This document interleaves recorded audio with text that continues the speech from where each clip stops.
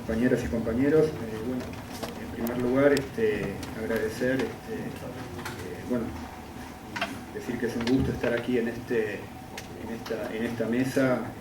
con ustedes en el auditorio, con José Antonio González de León, con Esteban Boscov y con Manuel Aguilar Mora, y bueno, y agradecer por supuesto a toda la gente del museo que hizo posible esta presentación. Yo lo primero que quería plantear es que la reedición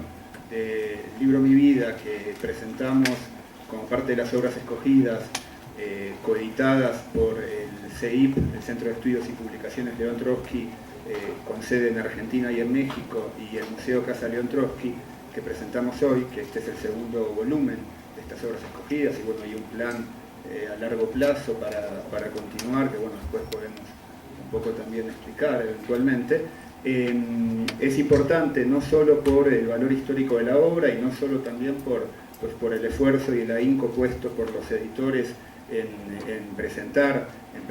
presentarla con gran calidad de edición y con todos los elementos que plantearon quienes me antecedieron al uso de la palabra, sino también porque es muy importante también porque constituye una aportación, creemos, fundamental para los tiempos actuales. La obra y la vida de Trotsky se inserta y se explica en un parteaguas histórico, en un momento de un profundo y desgarrador momento de cambio de época, que fue inicios del siglo XX, en el cual surgió lo que hoy conocemos como imperialismo y que con sus características más profundas, como fue las crisis económicas, las guerras y también las revoluciones. La figura de Trotsky en ese sentido va a surgir inmensa en ese parteaguas histórico, en ese momento, concentrando en su pensamiento y en su práctica el carácter revolucionario que va a adquirir esta época. Cuando se lee Mi Vida, cuando se lee el libro Mi Vida, se evidencia los fuertes contrastes que existen entre la personalidad de Trotsky, de Lenin y de muchos otros protagonistas a los cuales Trotsky les da voz en esta obra, el fuerte contraste que existe entre estos y las figuras, por ejemplo, de los líderes conservadores, anquilosados de las organizaciones reformistas y socialdemócratas de aquel momento.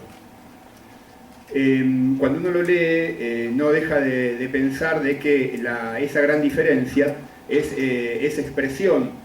bien del haber nacido y el haber despertado a la vida política en un momento profundamente convulsivo, o bien también, digo, más allá de la cuestión de la edad que se tenga, que tuvieran los protagonistas en ese momento, de cómo afrontaban y cómo se enfrentaban, es decir, qué actitud tenían frente a los acontecimientos revolucionarios que a inicios del siglo XX se estaban desplegando, de los cuales las dos revoluciones rusas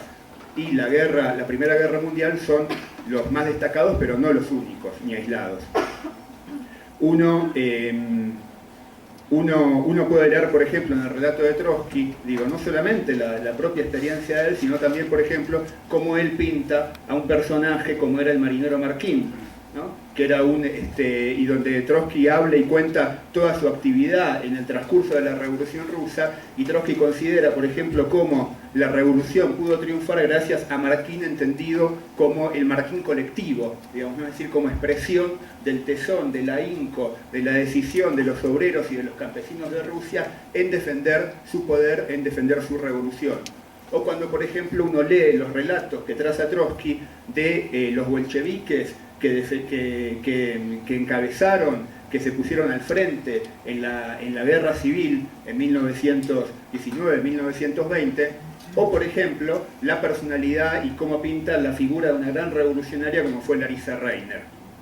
Entonces, me refiero a esto porque cuando uno ve los personajes que se articulan en estos 50 años de la vida de Trotsky, lo que por lo menos nosotros nos damos cuenta es de que se trataba no solo de intelectuales, no solo de sindicalistas, sino que se trataban de políticos revolucionarios de la clase trabajadora. Y así se consideraban y para eso se preparaban. Entonces, en ese momento histórico, ¿no?, del cual estamos hablando, crítico, convulsivo, emergió una nueva generación, de la cual Trotsky fue uno de sus exponentes más destacados, que buscaron responder desde el marxismo a los nuevos acontecimientos y elaborar una teoría, un programa, una estrategia para no solo comprender el capitalismo, sino también para derribarlo y construir una sociedad nueva, sin explotadores ni explotados. Todo esto que planteamos tiene que ver con el presente, y a eso me refería un poco al principio, porque hoy estamos también en un momento de cambio histórico que posiblemente, habrá que ver cómo se desarrollan las cosas, pueda ser comparable tal vez a ese momento de cambio de siglo XX, a ese momento de inicios del siglo XX, o tal vez a los convulsivos años 30 que, como muchos de ustedes sabrán, abrieron el camino a la guerra, a el fascismo y también a la revolución. Hoy la crisis capitalista, ¿no?, más allá de los ritmos y de los momentos coyunturales que tenga, evidenció fuertemente los límites, las contradicciones y también la decadencia del capitalismo neoliberal. Junto a esto, han emergido en los últimos años nuevos procesos de la lucha de clases. En ese contexto, y creemos que es un elemento muy importante y en gran medida también la obra de Trotsky, que la reedición de la obra de Trotsky se orienta hacia ahí, surgen nuevas generaciones, ¿no?, nuevas generaciones de jóvenes, nuevas generaciones de trabajadores que han protagonizado acontecimientos políticos muy importantes. Los vimos en la Plaza Tahrir, los vimos en las calles de Santiago de Chile, los vimos en Grecia, en Francia, en muchos países de América Latina. La edición de Mi vida, la edición de las obras escogidas, en ese sentido, tiene una enorme pertinencia, pensamos, o hacia ahí se orienta, como un aporte para que esas nuevas generaciones se nutran de las lecciones, de la teoría, de la estrategia del socialismo científico. La obra de Trotsky no solo es un tapiz magistral de una vida dedicada a la revolución, sino que plantea cuestiones fundamentales en la construcción de una perspectiva de transformación radical de la sociedad, cuestiones que mantienen mucha vigencia y a las que hay que volver, porque justamente uno de los resultados de la ofensiva neoliberal de las décadas previas fue el pretender barrer y ocultar la existencia de ese legado. Entonces, en ese sentido, el decir Trotsky ha vuelto, la recuperación de Marx, que por otra parte hoy se cumplen 130 años de su fallecimiento, es una tarea fundamental, ¿no?, tan importante como todas las que podemos adoptar en estas circunstancias. En ese sentido, para nosotros, por lo menos aquí en México, es muy importante, es un gran incentivo saber que muchos jóvenes,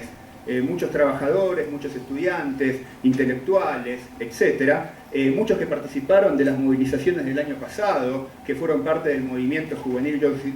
132, discuten cómo adoptar una perspectiva superior y comienzan a ver en la obra de Trotsky una fuente constante de aprendizaje político e ideológico. Entonces, a partir de esto yo me quería referir a algunos aspectos de la obra que estamos presentando. Un punto muy importante que ustedes pueden encontrar es la narración de la juventud de Trotsky, de su incorporación a la vida política y a la lucha revolucionaria. Trotsky, como joven estudiante, cuando todavía no cumplía sus 18 años, se acerca a las ideas revolucionarias, las asume como propias y rápidamente comprende que de lo que se trata en ese momento en Rusia era de organizar a la clase trabajadora. Esto le va a costar que antes de los 20 años sea encarcelado y deportado durante varios años, hasta que logra, cuando aún no cumplía los 23, escapar de Siberia y huir a Europa, donde se va a encontrar con Lenin y va a iniciar la relación política con Vladimir Ilich Lenin. Entonces Trotsky, por ejemplo, en Mi vida cuenta y dice: en el medio intelectual que yo frecuentaba, nadie se ocupaba de un verdadero trabajo revolucionario. Nos dábamos cuenta de que entre nuestras interminables charlas junto a las tazas de té y una organización revolucionaria mediaba todo un abismo, ¿no? Y cuenta en este capítulo cómo él junto a otros jóvenes, a otros adolescentes, deciden ir al encuentro de una joven clase obrera que estaba haciendo sus primeras luchas. Y sigue diciendo: estábamos sorprendidos y embriagados por los resultados excepcionales de nuestro trabajo. Un revolucionario que había convencido a 2 o 3 trabajadores lo contaba como un triunfo nada despreciable. Pero entre nosotros, el número de obreros que estaban afiliados a nuestros círculos parecía prácticamente ilimitado. y después de esto cuenta cómo era la labor política que hacían, las tareas de editar, de reproducir propaganda marxista, ¿no? Y dice, si alguien hubiese echado un vistazo desde arriba, la mirada de una persona razonable, entre comillas, sobre esta juventud que actuaba en la penumbra, cuán ridículo y fantasioso le hubiera parecido la idea que teníamos de derrocar al régimen que llevaba más de 200 años. Y sin embargo, apenas transcurrió una generación para que este esbozo se pusiera en ejecución, ¿no? Y ustedes saben, 1905, la primera revolución rusa, 1917, la segunda revolución rusa, él cuenta y dice no pasaron ni 20 años entre su juventud, estos años de juventud, y el triunfo revolucionario en 1917. El joven Trotsky se va a convertir rápidamente en un militante profesional, y en ese sentido, y más allá incluso de las diferencias, de las confrontaciones políticas que tuvo con Lenin en torno a la cuestión de la organización y del bolchevismo, Trotsky desde ese momento fue un hombre que tenía claro que de lo que se trataba era de organizar políticamente a la clase trabajadora y a los sectores avanzados de la juventud. Otro aspecto que yo quería destacar son las relaciones de Trotsky con Lenin, ¿no? Que ocupan gran parte y que se pueden ver a lo largo de todo el libro Mi Vida, ¿no? Donde ahí lo que vamos a encontrar es una profunda descripción de cómo son las relaciones de fraternidad política entre los revolucionarios y qué distintas que son a las relaciones entre las camarillas burocráticas y los partidos burgueses. Trotsky va a escribir su obra en la deportación, en el exilio, es decir, va a tener que contestar las calumnias de Stalin y de su camarilla, que para justificar su política criminal habían creado una leyenda, una calumnia, una gran mentira, una gran falsificación histórica en la cual ellos eran los continuadores de Lenin y Trotsky en cambio era el más férreo opositor y había sido el más férreo opositor del leninismo desde sus primeros años de militancia, ¿no? Esta leyenda, esta falsificación que inicia en 1924, en realidad va a echar por tierra toda la experiencia histórica de los años previos, incluso todo lo que era un sentido común en amplios sectores de la izquierda internacional en ese momento y los trabajadores y los campesinos, que era que Trotsky junto a Lenin eran los principales líderes de la Revolución Rusa. Esto el estalinismo lo va a agarrar de la historia y muchos sabrán seguramente cómo incluso las fotografías han sido trucadas, digamos, ¿no? Donde Trotsky ha sido borrado de la memoria fotográfica de la Revolución de 1917. Trotsky está lejos de presentar una visión adulatoria, una descripción acrítica al leninismo, a Lenin. Narra las confrontaciones y las diferencias políticas. No niega las diferencias que existían, digamos, ¿no? Plantea y explica al mismo tiempo cómo, aún con esas diferencias en los momentos cruciales, como fue la revolución de 1917, ambos llegaron, Lenin y Trotsky, muchas veces yendo por caminos y por razonamientos distintos, llegaron a las mismas conclusiones. Es decir, que tenían una lógica política similar. No niega los errores propios, como tampoco niega, incluso plantea los errores de Lenin. Incluso dice, justamente por tratarse de un genio revolucionario, los errores de Lenin a veces fueron muy fuertes, digamos, ¿no? Es decir, pero están las antípodas es decir, explica que fue una relación de colaboración revolucionaria entre camaradas, vívida, plagada de discusiones, de debates y de acuerdos estratégicos. Al mismo tiempo que explica esto, va a criticar fuertemente la alabanza del mausoleo estalinista que escondía para Trotsky la real negación de todas las lecciones del leninismo, empezando, en primer lugar, por la democracia soviética y por el internacionalismo. Por otra parte, en Mi Vida, ustedes pueden encontrar y ver claramente el carácter y el rol dirigente de Trotsky como el principal organizador de la insurrección de 1917, el agitador de masas y el líder de los soviets, el hombre de Estado que junto a Lenin dirigió los primeros años de la revolución y que después de negociar la paz con los bandidos alemanes en Brest-Litovsk, organizó un poderoso ejército de obreros y campesinos para derrotar la agresión de 14 ejércitos imperialistas. Si Trotsky pudo hacer esto, es porque fue uno de los marxistas más integrales y a la vez más creativos, más innovadores teóricamente del siglo XX, es decir, no dogmáticos. Esto lo mostró con su teoría de la revolución permanente, con la cual dio respuesta a la nueva realidad de un capitalismo que se había expandido a todo el globo, generando las fuerzas sociales capaces de protagonizar la transformación revolucionaria de la sociedad. Y marcó Trotsky, de forma nada dogmática ni mecánica, que aún en un país atrasado como Rusia, la clase obrera podía y debía encabezar la lucha por el poder político, como la única forma de resolver las demandas populares. Fue partiendo de esto que Trotsky jugó el rol que jugó en las dos revoluciones rusas. Aunque la teoría de la revolución permanente fue resistida por no pocos marxistas durante los primeros años del siglo XX, los acontecimientos de 1917 mostraron la certeza de la misma, y la confluencia con Lenin se dio, no hay que olvidarlo, a partir del acuerdo en cuáles eran las tareas y la clase dirigente de la revolución. Eso se plasmó en el caso de Lenin en las famosas tesis de abril, que dicho sea de paso, eran un duro golpe a la práctica de Stalin y otros viejos bolcheviques que apoyaron vergonzosamente al gobierno provisional burgués en los meses previos. El otro elemento fundamental de la confluencia de Trotsky y Lenin, junto al que acabamos de plantear, fue, como el mismo Trotsky siempre reconoció, el convencerse de que el bolchevismo era la herramienta necesaria para el triunfo de la revolución rusa. Que así como no podía haber procesos revolucionarios sin una clase social que actuase de forma revolucionaria, es decir, que expresase en su acción, en sus métodos de lucha, una orientación de enfrentamiento con el capital y de romper incluso, como es una característica fundamental de toda revolución, la legalidad burguesa, tampoco podía triunfarse en una revolución ahí solamente con la espontaneidad y con la acción del movimiento de masas.